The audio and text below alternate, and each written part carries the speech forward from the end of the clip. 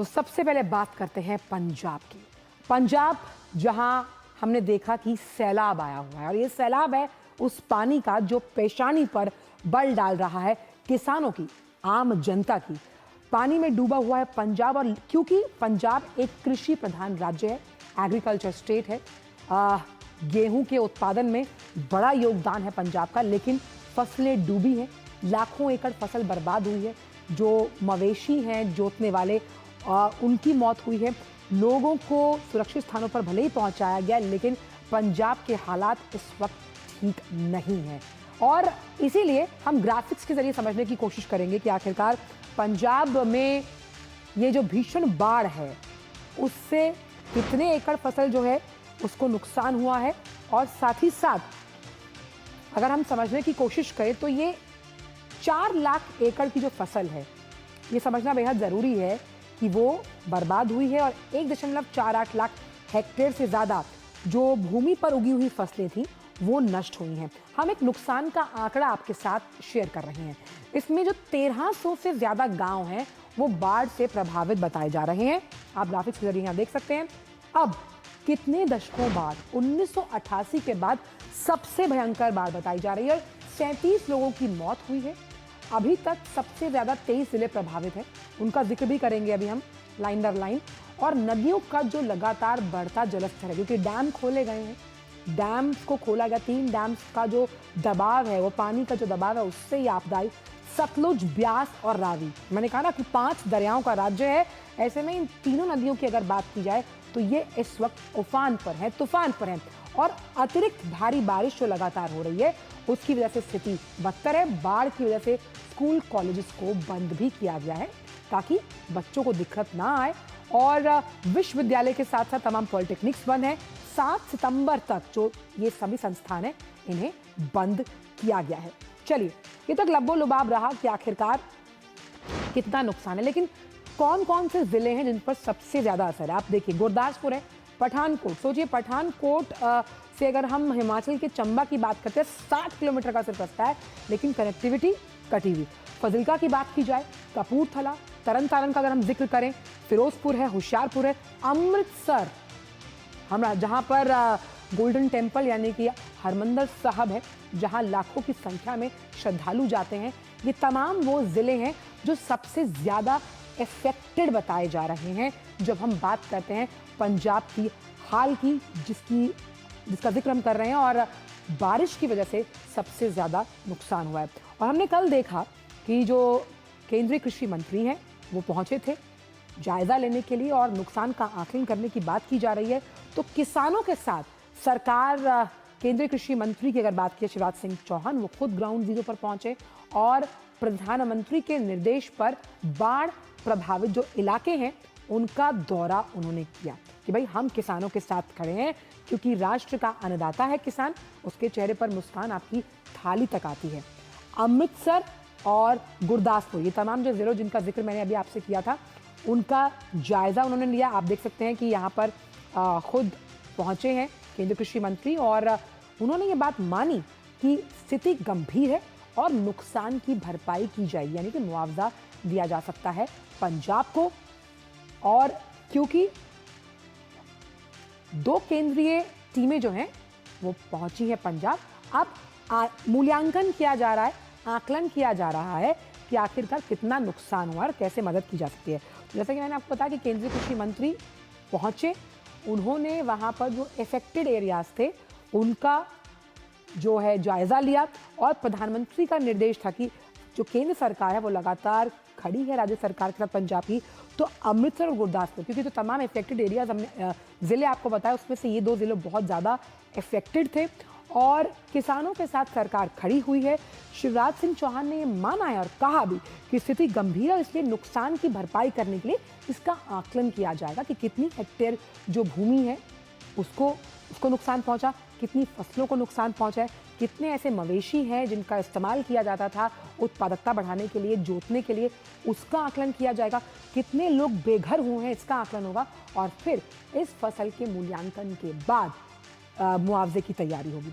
वहीं जब भी हम बाढ़ की बात करते हैं, ऐसे में बांधों का, जो बांध होते हैं, डैम्स होते हैं, उसका रोल कितना बड़ा हो जाता है, एक बार ग्राफिक्स के जरिए उन्हें समझने की कोशिश करते हैं कि आखिरकार अब ये डैम डरा क्यों रहे हैं। हालांकि डैम हम जानते हैं कि सिंचाई के पर्पस के लिए कितने इंपॉर्टेंट है, लेकिन डैम्स की वजह से नदियों का जलस्तर लगातार बढ़ रहा है क्योंकि उनके गेट खोले जा रहे हैं। बाखड़ा बांध 1461 से ज्यादा फीट की ऊंचाई पर बंधा है। पोंग बांध की खबर हमने आपको लगातार नया सवेरा में दिखाई, जहां हमने बताया कि उसके गेट जब खोले गए उसकी वजह से और पंजाब को नुकसान हुआ। तो पोंग बांध की ऊंचाई हमने आपको बताई, और पिछले साल की अगर हम कंपैरिजन करें, तुलना करें, तो इस बार डैम में ज्यादा पानी है। पानी अगर ज्यादा है तो गेट टूट ना जाए, इसलिए गेट्स को खोला जाता है। बाखड़ा बांध खतरे के निशान से सिर्फ 1 फुट नीचे है, आप समझिए स्थिति को। और अगर जलस्तर जो है बढ़ता है, मतलब उस पर्टिकुलर मार्क को क्रॉस कर जाता है, तो फिर क्या होगा, फिर आपको गेट को खोलना पड़ेगा। तो इसलिए जो 3 बांध हैं, पोंग की बात करें, बाखड़ा नंगल डैम की बात की, हालांकि सिंचाई के लिहाज से इनका ज़बरदस्त इस्तेमाल किया जाता है पंजाब के तमाम उन अलग अलग ज़िलों को लेकर जहां पर सबसे ज़्यादा पैदावार की जाती है। लेकिन अगर स्थिति नहीं संभली और ये जो जलस्तर है वो खतरे के निशान के ऊपर जाता है, तो यकीनन बांध के जो गेट हैं उन्हें खोलना पड़ेगा। अब ऐसे में जो हालात है, जो रिलीफ का कार्य, यानी कि अगर हम बात करें राहत और बचाव कार्यों से, मिशन मोड में चलाया जा रहा है। सेना की तमाम टीमें तैनात हैं और संवेदनशील स्थानों पर बांधों को मजबूत किया जा रहा है। वहां पर कट्टे रखे जा रहे हैं रेत के, ताकि बांधों को और मजबूती मिले। जो सुदूर गांव है, दूरगामी गांव है, उन तक भोजन और चारे की जो उपलब्धता है वो सुनिश्चित कर रही है भारतीय सेना। लगातार कोशिशें जारी हैं। जो प्रमुख चैनल्स हैं पानी के, उन्हें साफ करने में लगी हुई है पंजाब में बचाव कार्य जारी। और जो राहत शिविर है उसमें कौन लोग आगे आ रहे हैं, वो जहाँ आम सिख संगठन है, गैर सरकारी संगठन है, जो आम लोग हैं, पंजाब इंडस्ट्री की जो सेलिब्रिटीज हैं, केंद्र सरकार तो काम कर ही रही है, वो भी अपने हाथ आगे लेकर आए हैं ताकि पंजाब को इस स्थिति से उबारने में ये सब मदद करेंगे। तो सेना की तमाम टीमें तैनात यहाँ पर नजर आ रही हैं। और हमारे साथ जैसे कि मैंने ग्राफिक्स के जरिए बताया आपको, लेकिन इस पर ज्यादा जानकारी के साथ गुरमीत सिंह जुड़ गए हैं हमारे संवाददाता। गुरमीत, पंजाब इस बात के लिए जाना जाता है कि वो सबसे ज्यादा गेहूं पैदा करता है, यानी वो खाना जो मेरी और आपकी प्लेट में पहुंच रहा है, उस राष्ट्रदाता किसान की अगर बात की जाए वो भी मुश्किल में है। अभी क्या ताज़ा हालात है जिन जिलों का हमने जिक्र किया, और किस तरह से आकलन लगाया जाएगा इस नुकसान का और रिपोर्ट तैयार की जाएगी? मैं अपने दर्शकों को अपडेट करना चाहूंगा कि जो मौतों का आंकड़ा है पंजाब में वो 43 तक पहुंचा है और 3 लोग अभी लापता हैं। और इसके साथ ही जो गांव है जो प्रभावित है बाढ़ से, वो 1902 तक उनका आंकड़ा पहुंच चुका है। अब यदि ताजा हालातों की बात करें तो सबसे पहले जो हमारे पास अपडेट आ रही है वो आ रही है लुधियाना से। लुधियाना में ससराली गांव है जहां पर दूसरी बांध है वो सतलुज के किनारे पर बना हुआ है, और इस समय 2 नदियां पंजाब में अपने उफान पर हैं, एक सतलुज है और एक घग्गर नदी है। क्योंकि रावी और ब्यास में पहले डेंजर मार्क से ऊपर पानी गया था, मगर फिलहाल वो कंट्रोल लेवल पर है। अब जो सतलुज का पानी है वो उफान पर है, और इस वजह से दूसरी बांध में किसी भी समय वहां पर एनक्रोचमेंट हो सकता है। तो इसके चलते हुए वहां पर आर्मी टीम्स को डिप्लॉय किया गया है। लोकल प्रशासन वहां पर सतर्क है। बार बार गांव में अनाउंसमेंट की जा रही है कि जो भी लोग इस समय गांव में रह रहे हैं, एक तो वो अलर्ट रहे, दूसरा वो अपने अगर हो सकता है सेफ इलाकों में जाकर चले जाएं, सुरक्षित स्थानों में चले जाएं। तो फिलहाल वहां पर आर्मी की टीम से कोशिश ये की जा रही है कि जो दूसरी बांध जो सतलुज नदी के किनारे पर बना हुआ है उसे मजबूत किया जाए। और फिलहाल हालात ये है कि कल से ये कार्य बड़े जोर शोर से चल रहा है, मगर अभी तक जो है सेटिस्फैक्टरी लेवल पर बांध को मजबूत नहीं किया जा सका है। इसीलिए प्रशासन के द्वारा वहां पर एडवाइजरी जारी की गई है। इसके साथ ही तरन तारण में भी हालात बिल्कुल, जो कि अमृतसर के बिल्कुल साथ ही लगता है, वहां पर भी हालात बिल्कुल लगभग सिमिलर बने हुए हैं। दूसरी बांध ही है वो वहां पर कमजोर हो गया है, और उसके कमजोर होने के चलते कई और गांव में, क्योंकि तरन तारण में पहले भी कई गांव में पानी आ चुका है और कई और गांव में पानी पहुंच सकता है। इसके साथ फाजिल्का और फिरोजपुर का मैं जिक्र करना चाहूंगा, क्योंकि गुरदासपुर और अमृतसर का जिक्र हम लगातार करते रहे हैं। फिरोजपुर और फाजिल्का में जो है वहां पर कई गांव इस समय पानी की चपेट में है। यदि फिरोजपुर की बात की जाए तो 102 गांव है जो कि इस समय बाढ़ की चपेट एक में चीज है और और वहां समझना पर चाहूंगी राहत और गुरमीत बचाव आपसे। कार्य चल रहा है। जी गुरमीत, जी क्या पंजाब को राज्य के तौर पर आपदा प्रभावित घोषित किया गया है?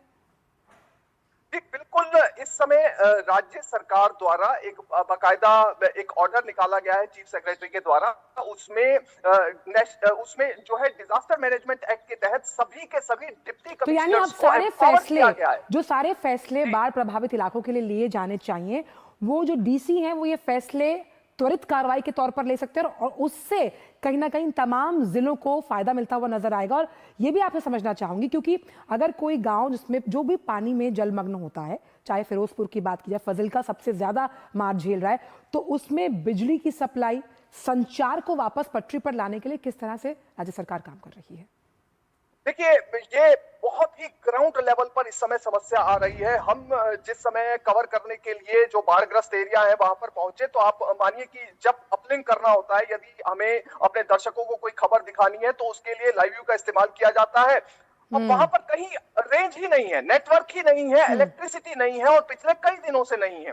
और वो अभी रिस्टोर की भी नहीं जा सकती क्योंकि वहां पर पानी बड़े स्तर पर है। अब पानी ज्यादा है, वहां पर कोई इमारत भी सुरक्षित नहीं है। इसके चलते हुए वहां पर इलेक्ट्रिसिटी सप्लाई नहीं दी जा सकती, ऐसा प्रशासन का भी कहना है। तो अभी सिर्फ और सिर्फ इंतजार ये किया जा रहा है कि जो जलस्तर है वो कम हो। अमृतसर के जो इलाके हैं जहां पर 190 गांव इस समय प्रभावित हैं, वहां पर कई गांव आप लगा लीजिए, कल केंद्रीय कृषि मंत्री जहां पर पहुंचे तो उन गांव में बिजली ही नहीं थी और गांव के हालात ऐसे हैं। सबसे पहले गांव में जब शिवराज सिंह चौहान पहुंचे, गोलेवाल गांव है, गोनेवाल गांव, वहां पर रास्ता ही टूटा हुआ है। रास्ता जो बना हुआ था गांव को जोड़ने वाला, उस रास्ते को ही जो रावी नदी का पानी है वो बहाकर ले गया और वहां पर बिल्कुल कनेक्टिविटी टूट गई है और उसके लिए वहां पर राहत और बचाव कार्य इस समय चल रहा है। तो एक तो इलेक्ट्रिसिटी नहीं है ग्राउंड लेवल पर, जी मोबाइल फोन की कनेक्टिविटी नहीं है, आपको वहां पर सिग्नल नहीं मिलेगा इंटरनेट चलाने के लिए। तो ये बेसिक प्रॉब्लम्स है और ये सिर्फ लेकिन और सिर्फ तभी हल हो सकती एक और है भी जब वहां गुरमीत, पर पानी का स्तर कम होगा। क्योंकि पंजाब एक फ्लड हिट स्टेट है, ये कुछ नया नहीं है, क्योंकि पंजाब को हम 5 दरिया से जोड़कर मानते हैं। ऐसे में राज्य सरकार की क्या तैयारी थी? क्या बफर स्टॉक जो है वो रखा गया? क्या बांधों को उस तरह से मजबूती के साथ जो काम अब किया जा रहा है वो पहले किया गया, ताकि जो आम जनजीवन है, क्योंकि हम जानते हैं ऐसी आपदा प्रभावित होने के बाद वापस जनजीवन को पटरी में लौटने पर वक्त लगता है, यानी कि पुनर्वास में वक्त लगता है। उस लिहाज से राज्य सरकार ने किस तरह का रोड मैप तैयार किया हुआ था? देखिए आंचल, जब भी हर साल हर राज्य में होती है अक्सर, और जो खास तौर पर जिनमें नदियां ज्यादा हैं तो उसमें डैम्स की मैनेजमेंट को लेकर, उसमें यदि फ्लड आता है तो उसके मैनेजमेंट को लेकर क्या कुछ प्रबंध सरकार के पास है, उसको लेकर एक मीटिंग होती है। अब इसमें इस समय जो है वो सियासी पार्टियां जो है, जो अपोजिशन पार्टियां हैं, उनका ये आरोप है कि ये मीटिंग अक्सर फरवरी और मार्च के महीने में हुआ करती थी। मगर फरवरी के महीने में जो राज्य में जो रूलिंग डिस्पेंसेशन है, उनका आरोप ये है कि वो दिल्ली के चुनाव में व्यस्त थी। यहाँ के ज्यादातर नेता, ब्यूरोक्रेसी दिल्ली में पहुंची हुई थी, तो इस वजह से वो मीटिंग ही नहीं हो सकी और वो मीटिंग डिले की गई अप्रैल और मई के महीने तक। जब आप 2-2, 3-3 महीने बाढ़ प्रबंधन को लेकर या फिर जो फ्लड मैनेजमेंट है उसके सारे कामों को लेकर मीटिंग को डिले करेंगे तो उसका खामियाजा कहीं ना कहीं मिलेगी। बिल्कुल आम जनता को भुगतना पड़ रहा है। आखिरी सवाल ये कि जिस तरह से अभी इस विभीषिका से पंजाब जूझ रहा है, लेकिन पंजाब अपने जुझारूपन, अपनी जिजीविषा के लिए जाना जाता है, अपनी जिंदादिली के लिए जाना जाता है। ऐसे में वहां पर जो सिख संगठन हैं, एनजीओज हैं, वहां के जो गुरुद्वारे हैं, वो किस तरह से आगे आ रहे हैं इस विभीषिका से निपटने के लिए, और जो आम जनता है उस तक जो रोजमर्रा की चीजों की सुनिश्चितता है उसे उपलब्ध करवाने के लिए? देखिए आंचल, पंजाब के लोग जाने जाते हैं लंगर लगाने के लिए, देश भर में नहीं दुनिया भर में जाने जाते हैं। अब जब पंजाब के ऊपर आपदा आई है तो यहाँ पर मैं आपको बताऊं कि जितने भी फ्लड अफेक्टेड एरियाज हम इस समय स्क्रीन पर दर्शकों को भी दिखा रहे हैं, आप जानकारी दे रहे हैं, उन फ्लड अफेक्टेड एरियाज में आप चले जाइए, आपको हर 500 मीटर पर या 1 या 2 किलोमीटर पर लंगर चलता हुआ मिल जाएगा। और वो लंगर कोई ये नहीं है कि बाहर से कोई व्यक्ति आकर चला रहा है, वो पंजाब के वही फ्लड अफेक्टेड लोग ही लंगर चला रहे हैं, अपने ही लोगों के लिए चला रहे हैं। हर जगह आपको चाय मिल जाएगी, खाने का प्रबंध मिल जाएगा, तो बड़े स्तर पर। और दूसरा, जितने भी यहाँ पर संतों के डेरे हैं वो प्रोएक्टिवली यहाँ पर काम कर रहे हैं। हालांकि रिलीफ कैंप प्रशासन द्वारा भी बनाए गए चलो, तो हैं, मगर बहुत सबसे अहम बात बड़े आपने स्तर पर कही जो आम लोग कि हैं, अगर वो पंजाब काम के कर रहे हैं। लोग यहाँ से ये खबर देख रहे हैं और अगर वो कहीं ऐसे बाढ़ प्रभावित इलाके में हैं तो डरे नहीं, सरकार तो उनके साथ है ही, लेकिन तमाम जो गुरुद्वारे हैं, जो लंगर हैं, जो एनजीओज हैं, वो भी आपके साथ खड़े हैं इस मुसीबत की घड़ी में। बहुत बहुत शुक्रिया गुरमीत, अपना भी ख्याल रखिएगा और आगे भी आपसे लगातार इस पर हम अपडेट्स लेते ही रहेंगे। तो चलिए, ये तो बात की हमने पंजाब